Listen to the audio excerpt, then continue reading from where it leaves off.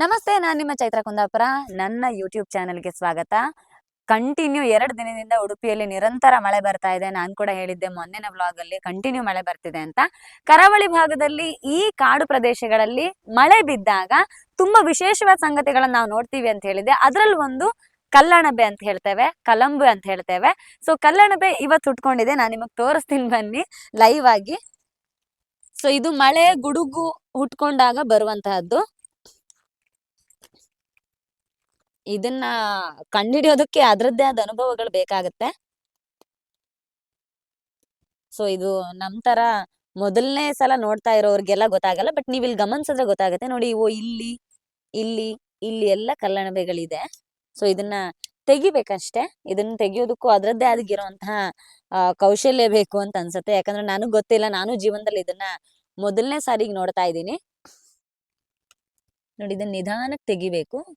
ಆ ಒಂದು ಕಲ್ಲಣಬೆ.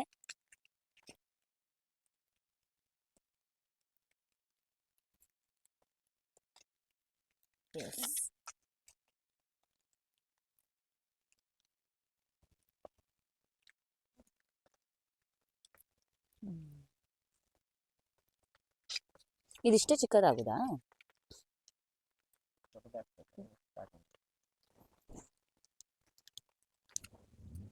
ನೋಡಿ, ನಮ್ಗೆ 4 ಕಲ್ಲಣಬೆಗಳು ಸಿಕ್ಕಿದೆ. ಸೊ ಇದು ಗುಡುಗು ಬಿದ್ದಾಗ ಹೊರಗ್ ಬರುತ್ತೆ ಅಂತ ಹೇಳ್ತಾರೆ.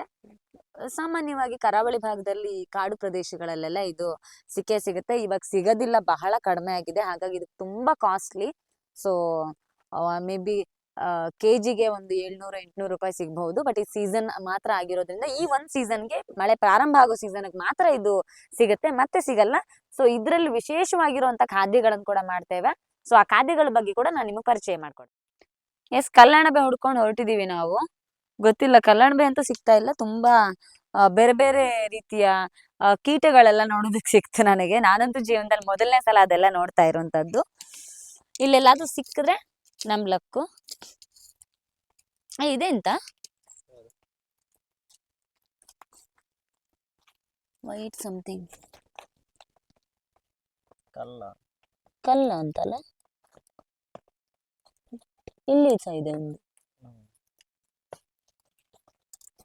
ಕಲ್ಲಲ್ಲ, ಇದು ಯಾವ್ದ್ರ ಸಸ್ಯದ ಬೀಜ. ಬೀಜವಾ? ಎಂತ ಈ ತರದ ಬೀಜ? ಸ್ಟೋನ್ ತರ ಸೌಂಡ್ ಗಟ್ಟಿ ಇದೆ ಮಾತ್ರ. ಇದು ತುಂಬಾ ಗಟ್ಟಿ ಇದೆ. ಬಳ್ಳಿದಿರ್ಬೋದಾ? ನೋಡಿ, ಇದು ಏನು ಅಂತ ನಿಮಗ್ ಗೊತ್ತಿದ್ರೆ ಹೇಳಿ. ನೋಡಿ, ಇಲ್ಲಿದೆ ಒಂದು.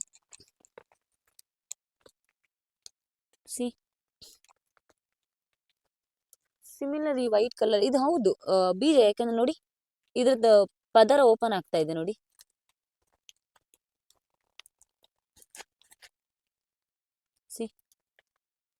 ಕೋಟು ಇದು ಪದರ, ಇದ್ರದ್ದು ಬಿಡಿಸ್ಲಿಕ್ಕೆ ಸಿಗುತ್ತೆ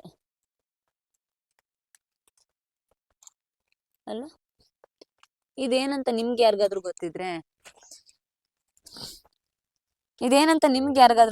ಖಂಡಿತ ತಿಳಿಸಿ. ನಂಗೂ ಗೊತ್ತಿಲ್ಲ. ನಾವು ಕಲ್ಲಣಬೆ ಹುಡ್ಕೊಂಡು ಹೊರಟಾಗ ನಮ್ಗೆ ಇದು ಕಾಣೋದಕ್ಕೆ ಸಿಕ್ತು. ಬಟ್ ನನಗನ್ಸುತ್ತೆ ಇದು ಯಾವ್ದ್ರದ್ದು ಪದರ ಇರಬಹುದು ಅಂತ. ಯಾಕಂದ್ರೆ ಬೀಜ ಇರಬಹುದು ಅಂತ. ಯಾಕಂದ್ರೆ ಇದ್ರದ್ದು ನೋಡಿ, ಮೇಲ್ಗಡೆ ಈ ಪದರ ಬಿಡ್ಸೋದಕ್ ಸಿಗ್ತಾ ಇದೆ. ಹಾ, ಹೌದು ನೋಡಿ, ಇದ್ರಲ್ಲಿ ಮೊಳಕೆ ಬರೋ ತರದ್ದೇನೋ ಇದೆ. ಯಾವ ಗಿಡದ ಬೀಜ ಅಂತ ಗೊತ್ತಿಲ್ಲ, ಬಟ್ ತುಂಬಾ ಡಿಫ್ರೆಂಟ್ ಆಗಿದೆ. ನಾನು ಇದನ್ನ ಹೋಗಿ ಮನೆಯಲ್ಲಿ ಪಾಟ್ಗೆ ಹಾಕ್ತೀನಿ, ನೋಡೋಣ. ಎಂತ ಅದ್ರ ಹೆಸರು? ರಮೇಶ್. ನೋಡಿ, ಇದ್ರ ಹೆಸರು ರಮೇಶ ಅಂತೆ. ಶ್ರೀಕಾಂತ್ ಹೇಳಿದ್ದು. ನಿಮಗೆ ಗೊತ್ತಿದ್ರೆ ನೀವು ತಿಳಿಸಿ. ಕೊನೆಗೆ ನಾವು ಅಂತೂ ಇಂತೂ ಒಂದಷ್ಟು ಹುಡುಕಾಡಿ ಇಷ್ಟು ಕಲ್ಲಣಬೆಗಳನ್ನು ಹುಡುಕಿ ತೆಗೆದು ತೊಗೊಂಡು ಬಂದ್ವಿ. ಇದರಲ್ಲಿ ಕಂಡ್ಕೊಂಡಿದ್ದ ಎಲ್ಲ ಮಣ್ಣುಗಳನ್ನು ತೆಗೆದು ಇದನ್ನು ಸ್ವಚ್ಛ ಮಾಡೋದೇ ಬಹಳ ದೊಡ್ಡ ಹರಸಾಹಸದ ಕೆಲಸ. ಅದನ್ನು ಸ್ವಚ್ಛ ಮಾಡಿ, ಈಗ ಅದರ ಮೇಲಿರುವಂಥ ಬೆಳ್ಳಗಿನ ಹೊರಗಿನ ಒಂದು ಪದರ ಇರುತ್ತೆ, ಒಂದು ಚಿಕ್ಕ ಸಿಪ್ಪೆ ಥರ ಇರುತ್ತೆ, ಅದನ್ನು ತೆಗಿತೀವಿ. ಹಾಗೆ ಆ ಸಿಪ್ಪೆಯನ್ನು ಬಿಡಿಸಿದಾಗ ಅದ್ರ ಒಳಗಡೆ ಒಳ್ಳೆ ಒಂದು ಹಾಲಿನ ಮುದ್ದೆ ಥರ, ಒಂಥರ ಪನ್ನೀರ್ ಥರ ಬರುವಂಥದ್ದು ಒಂದು ಸಣ್ಣ ಇದು ಸಿಗುತ್ತೆ.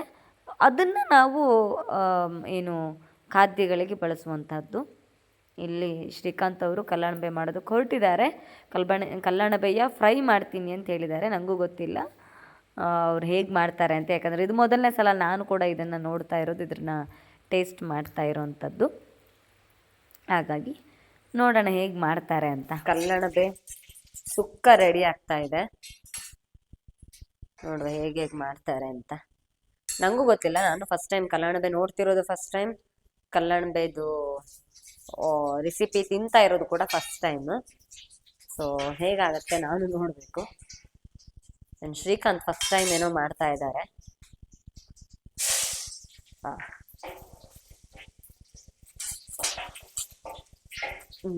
ಒಗ್ಗರಣೆ ಗಮ್ಮಂತಿದೆ. ಹಸಿಮೆಣಸು ಹಾಕೊಂಡ್ರಾ? ಕರಾವಳಿಯಲ್ಲಿ ಕಲ್ಲಣಬೆಯ ಬೇರೆ ಬೇರೆ ವಿಧವಾಗಿರುವಂತಹ ಖಾದ್ಯಗಳನ್ನು ಮಾಡ್ತಾರೆ. ಪೆಪ್ಪರ್ ಫ್ರೈ ಈ ಥರ ಮಾಡ್ತಾರೆ, ಗ್ರೇವಿ ಥರ ಮಾಡ್ತಾರೆ. ಸಾಕಷ್ಟು ವಿಧವಾಗಿರುವಂತಹ ಖಾದ್ಯಗಳಿದೆ. ನಾವು ಇಲ್ಲಿ ರೆಗ್ಯುಲರ್ ನಮ್ಮಿಬ್ಬರಿಗೆ ಬೇಕಾಗುವಷ್ಟು ಕಡಿಮೆ ಇದ್ದಿದ್ದರಿಂದ ಸಾಮಾನ್ಯವಾಗಿ ಕೊಡೋ ಒಗ್ಗರಣೆ ಥರ ಕೊಟ್ಟು ಈರುಳ್ಳಿ ಟೊಮೆಟೊ ಹಾಕಿ ಮಸಾಲ ಹಾಕಿ ಅದನ್ನು ಫ್ರೈ ಮಾಡ್ಕೊಂಡಿದ್ದೇವೆ. ಸೊ ನೀವು ಬೇರೆ ಬೇರೆ ರೀತಿಯ ಕರಾವಳಿಯ ವಿಶೇಷವಾಗಿರೋ ರುಚಿಯ ಖಾದ್ಯಗಳನ್ನು ಈ ಕಲ್ಲಣಬೆನಲ್ಲಿ ಖಂಡಿತವಾಗ್ಲೂ ನೀವು ಮಾಡಿ ಟ್ರೈ ಮಾಡಬಹುದು. ಆದರೂ ಸಿಗೋದು ಬಹಳ ಕಡಿಮೆ, ಯಾಕೆಂದರೆ ಕೆ ಜಿಗೆ 800 to 1000 rupees, 1000 ತನಕ ಇದೆ. ಮತ್ತು ಇದು ಸಿಗೋದೇ ಬಹಳ ಕಡಿಮೆ ದಿನ, ಯಾಕೆಂದರೆ ಮಳೆ ಬಿದ್ದ ಪ್ರಾರಂಭದ ದಿನಗಳಲ್ಲಿ ಮಾತ್ರ ಇದು ಸಿಗುತ್ತೆ. ಅದು ಕೂಡ ನಿಮಗೆ ಗುಡುಗು ಬಿದ್ದಾಗ ಮಾತ್ರ ಇದು ಬರುವಂಥದ್ದು. ಹಾಗಾಗಿ ಸೊ ಇದು ಇವತ್ತಿನ ರೆಸಿಪಿ ಸೂಪರಾಗಿತ್ತು.